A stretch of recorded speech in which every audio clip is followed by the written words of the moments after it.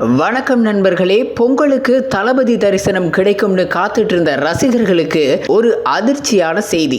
வினோத் இயக்கத்துல விஜய் நடித்திருக்கக்கூடிய ஜனநாயகன் திரைப்படம் நாளைக்கு ரிலீஸ் ஆக வேண்டியது. ஆனா இப்போ படம் ரிலீஸ் ஆகிறதுல ஒரு பெரிய சிக்கல் உருவாகி இருக்கு. படக்குழு ரிலீஸை தள்ளி வச்சிருக்காங்க.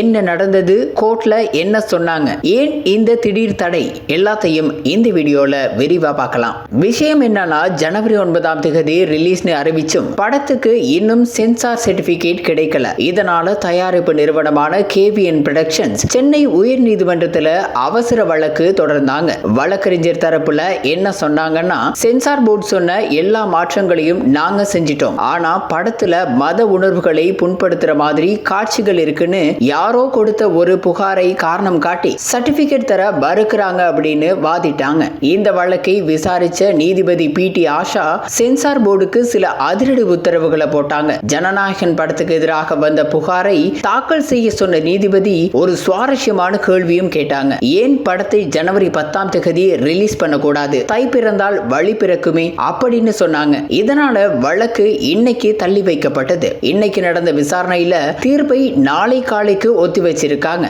ஆனா படம் நாளைக்கே ரிலீஸ் ஆகணும்ன்றதால தயாரிப்பு நிறுவனம் இப்போ ஒரு முக்கியமான அறிவிப்பை வெளியிட்டிருக்காங்க. தணிக்கை சான்றிதழ் இன்னும் கிடைக்காத காரணத்தால ஜனநாயகன் படத்தின் ரிலீஸ் ஒத்தி வைக்கப்படுகிறது அப்படின்னு அதிகாரப்பூர்வமாக சொல்லிட்டாங்க. இது மட்டும் இல்லாம ஐரோப்பிய நாடுகள், இங்கிலாந்து, பிரான்ஸ்னு கிட்டத்தட்ட 39க்கு மேற்பட்ட வெளிநாடுகளிலும் ரிலீஸ் ரத்து செய்யப்பட்டிருக்கு. ரசிகர்களிடம் தயாரிப்பு நிறுவனம் மன்னிப்பும் கேட்டிருக்காங்க. சோ பொங்கல் ரேஸ்ல ஜனநாயகன் கொஞ்சம் லேட்டா தான் களமிறங்குவார் போல தெரியுது. புதிய ரிலீஸ் திகதி விரைவில் அறிவிக்கப்படும்னு சொல்லியிருக்காங்க. நீங்க இந்த ரிலீஸ் தள்ளி வைப்பை எப்படி பாக்குறீங்க? இது படத்துக்கு ஒரு எதிர்ப்பை உருவாக்குமா, இல்லை பின்னடைவா? உங்களோட கருத்துக்களை கமெண்ட்ல சொல்லுங்க. மேலும் சினிமா செய்திகளுக்கு நம்ம சேனலை சப்ஸ்கிரைப் பண்ணுங்க.